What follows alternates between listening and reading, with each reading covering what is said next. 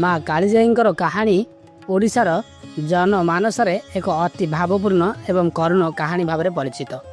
ଚିଲିକା ହ୍ରଦର ନୀଳ ଜଳରାଶି ମଧ୍ୟରେ ଥିବା ଏହି ପୀଠ କେବଳ ଏକ ପର୍ଯ୍ୟଟନ ସ୍ଥଳ ନୁହେଁ, ବରଂ ଏହା ବିଶ୍ୱାସ ଓ ଭକ୍ତିର ଏକ ବଡ଼ କେନ୍ଦ୍ର ଅଟେ।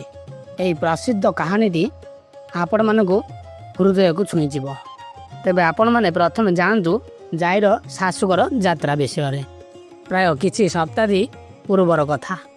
ବାଣପୁର ଅଞ୍ଚଳରେ ଜାଇ ନାମକ ଏକ ସୁନ୍ଦରୀ ଏବଂ ସରଳ ଝିଅ ରହୁଥିଲା।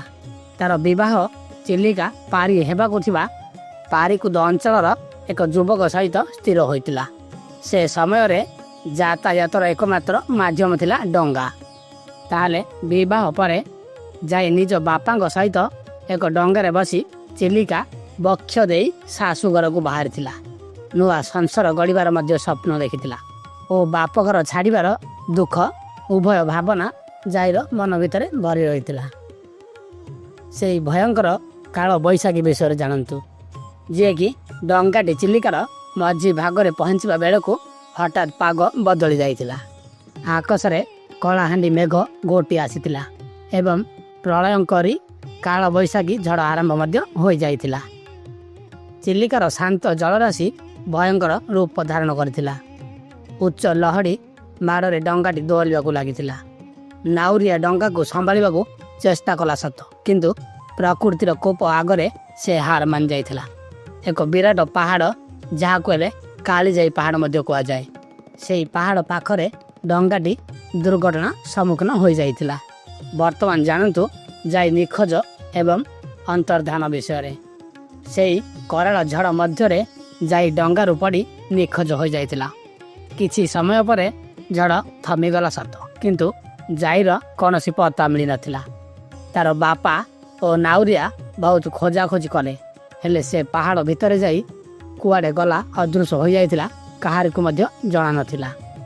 ଦେବୀ ରୂପରେ ଆବିର୍ଭାବ। କିମ୍ବଦନ୍ତୀ ଅନୁଯାୟୀ ଜାଇ ଆଉ ଫେରି ନଥିଲା, କିନ୍ତୁ ପରବର୍ତ୍ତୀ ସମୟରେ ମାଛ ଧରାଳି ଓ ନାଉରିଆମାନେ ଅନୁଭବ କଲେ ଯେ ସେହି ପାହାଡ଼ ପାଖରେ ଜଣେ ନାରୀର କରୁଣ ସ୍ୱର ଶୁଣାଯାଉଅଛି। ଲୋକଙ୍କ ବିଶ୍ୱାସ ରହିଲା ଯେ ଯାଇ ସେହି ପାହାଡ଼ରେ ଦେବୀ ରୂପରେ ଅବସ୍ଥାନ କରୁଛି। ତାହେଲେ ବିଶ୍ୱାସ କରାଯାଏ ଯେ କାଳିଜାଇ ସେବେଠାରୁ ଚିଲିକାର ମାଛ ଧରାଳି ଏବଂ ଯାତ୍ରୀମାନଙ୍କୁ ବିପଦରୁ ରକ୍ଷା କରି ଆସୁଛନ୍ତି। ତାଙ୍କ ପ୍ରସନ୍ନତା ପାଇଁ ସେଠାରେ ଏକ ମନ୍ଦିର ମଧ୍ୟ ନିର୍ମାଣ କରାଯାଇଥିଲା।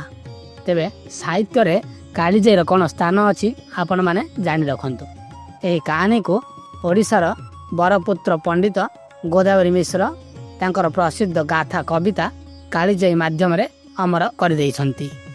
ତାଙ୍କ କବିତାରେ ଜାଇର ସେହି କରୁଣ ବିଦାୟ ଓ ମୃତ୍ୟୁର ବର୍ଣ୍ଣନା ପଢ଼ିଲେ ଆଜି ବି ଆଖିରୁ ଲୁହ ଝରି ଆସୁଥାଏ। ତେବେ ଆପଣମାନଙ୍କ ପାଇଁ କିଛି ସତ୍ୟତା ମଧ୍ୟ ରହିଅଛି। ମକର ସଂକ୍ରାନ୍ତି ସମୟରେ ଏଠାରେ ଏକ ବିରାଟ ମେଳା ଅନୁଷ୍ଠିତ ହୋଇଥାଏ। ଭକ୍ତମାନେ ମାଆଙ୍କ ପାଖରେ ନାଲି ଚୁଡ଼ି ଓ ଓଢ଼ଣୀ ଅର୍ପଣ କରିଥାନ୍ତି। ତାହେଲେ ଆପଣମାନେ ମଧ୍ୟ ଏହି ମକର ସଂକ୍ରାନ୍ତିରେ ମା କାଳିଜାଇକୁ ଦର୍ଶନ କରିବାକୁ ଯାଆନ୍ତୁ। ଆପଣଙ୍କୁ ମଧ୍ୟ ଭଲ ଶୁଭ ଫଳ ପ୍ରାପ୍ତ ହେବ।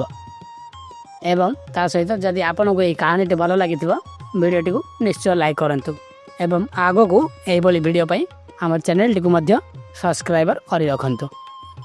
ପୁଣି ଦେଖା ହେବ ଆଗାମୀ ଭିଡ଼ିଓରେ। ଜୟ ଜଗନ୍ନାଥ।